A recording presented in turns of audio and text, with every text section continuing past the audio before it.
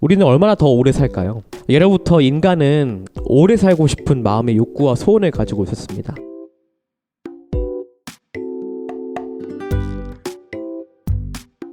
중국 진나라의 시황제가 불로장생에 영원히 죽지 않고 건강하게 살 약을 찾으라고 사람을 저 멀리 회계의 땅으로 보낸 적이 있었죠. 찾았을까요? 못 찾았죠. 결국 진시황은 49살의 나이에 죽고 맙니다.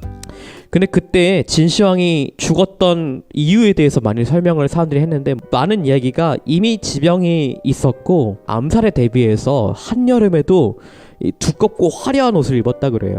그리고 바람이 통하지 않는 마차를 맨날 타고 다녔대요. 두껍고 화려한 옷을 입고 바람이 통하지 않는 마차에 있던 것이 진시황의 병을 계속 가속화시켜서 결국 죽었다, 이렇게 사람들이 그렇게 이야기를 합니다. 참 한 나라의 황제의 죽음이 참 어이없지 않나요? 이 정도로 삶에 대한 집착이 아니어도 우리 마음 안에 영혼에 대한 애착이 있어요. 근데 그 말은 동시에 우리가 아주 유한한 존재라는 의미 또한 담고 있는 거죠. 한계가 있는 존재라는 의미이기도 하죠. 오늘 우리가 읽은 시편은 이 시는 모세가 썼다고 알려져 있거든요. 오늘 말씀 시편 90편 10절에 보면 이렇게 되어 있습니다. 우리의 연수가 70이요 강건하면 80이라도 그 연수의 자랑은 수고와 슬픔뿐이요 빠르게 지나가니 마치 날아가는 것 같습니다 라고 되어 있어요. 근데 제가 이 이야기를 여러분들한테 하면 여러분들이 그렇구나 덧없는 거구나 이렇게 생각할까요? 근데 여러분들 70이고 80 되어서야 그것을 깨달으면 돌이킬 만한 기회가 우리에게 쉽게 주어지지 않아요. 그래서 모세는 12절에 이렇게 이야기하는 겁니다. 12절에 우리에게 우리의 날을 세는 법을 가르쳐 주셔서 지혜의 마음을 얻게 해주십시오 라고 이야기하는 겁니다. 우리에게 날을 세는 법을 알려주십시오. 이게 무슨 말이냐면 결국 우리가 유한한 존재라는 것, 그리고 지금 우리가 쥐고 있고 우리 눈앞에 펼쳐져 있는 것들이 영원할 것이라는 생각이 착각이라는 것을 깨닫게 해주시기를 기도하라는 것이죠. 여러분 마인크래프트 아세요? 게임인데 한 픽셀 단위의 조그만 블럭으로 여러가지 건물이나 여러가지 구조물을 만드는 게임입니다. 근데 제가 어느 날 유튜브를 보다가 한 스트리머가 이 마인크래프트를 가지고 시청자들과 함께 하는 컨텐츠를 봤습니다.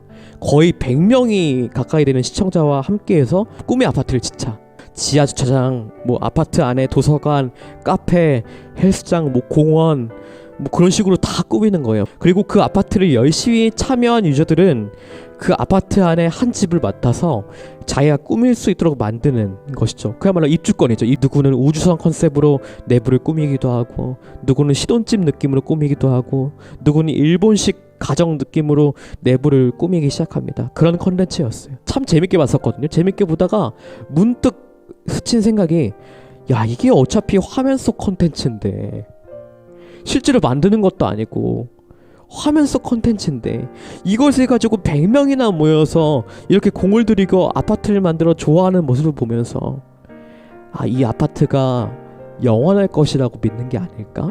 자신의 즐거움은 영원할 것이라고 믿는 게 아닐까? 라는 생각이 설교 준비를 하면서 문득 들었습니다. 결국 그 아파트 만들기 컨텐츠는 모든 사람들이 들어가서 그 아파트를 다 꾸민다면 결국 사라질 컨텐츠예요. 왜냐면 더 이상 그 시청자들을 끌어낼 동력이 없기 때문이죠. 더 이상 꾸밀 것이 없는 마인크래프트, 더 이상 세울 것이 없는 마인크래프트는 그 이후로 더 이상 그 마인크래프트의 매력을 상실한 것이죠. 마인크래프트는 짓는 데 의미가 있는 게임이기 때문에 그래요. 기억 속에 잊혀질 것입니다. 하룻밤에 꿈같이 지나가는 것이고 아침에 돋아났다가 저녁에 사그라드는 풀같이 사라지는 것입니다. 근데 우리가 마치 그렇게 살고 있다는 거예요. 금방 갔다 사라질 것에 우리가 우리 삶 전부를 걸어요. 자, 그러면 우리가 어디에 소원을 두고 살아야 하죠? 영원한 것에 소원을 두고 살아야 되죠. 오늘 말씀 첫 절에 이렇게 이야기합니다. 주님이 우리의 영원한 거처이십니다 라고 되어 있어요. 주님이 나의 영원한 밑받침이세요. 그것이 없으면 우리가 서 있을 수 없습니다. 이렇게 모세가 고백하고 있는 거예요. 모세가 자신의 120년을 돌아보니까 그렇게 부귀로운 왕자의 생활도 경험했고 또 그 아무도 알아주지 않는 목자의 생활도 경험했고, 또 이스라엘 백성들의 불평불만에 들어가면서까지 하나님의 중재자의 역할을 40년 동안 감당하면서 경험했던 그 세월 동안에 모세가 했던 한 가지 고백이 있어요. 하나님은 나의 삶의 터전이십니다. 그리고 우리에게 우리의 날에 수르를 세는 방법을 알려주십시오. 그래서 우리의 선택길은 두 가지입니다.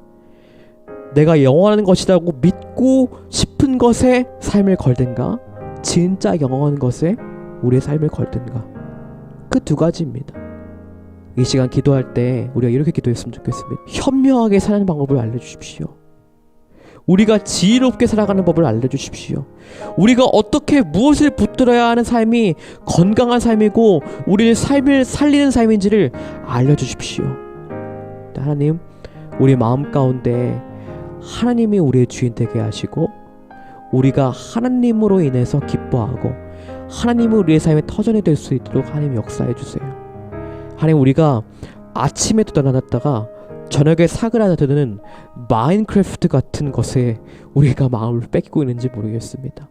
우리가 한번 지나가면 사라질 것을 우리에게 영원한 것이라고 착각하며 거기에 목숨 걸고 살고 있는지 모르겠습니다.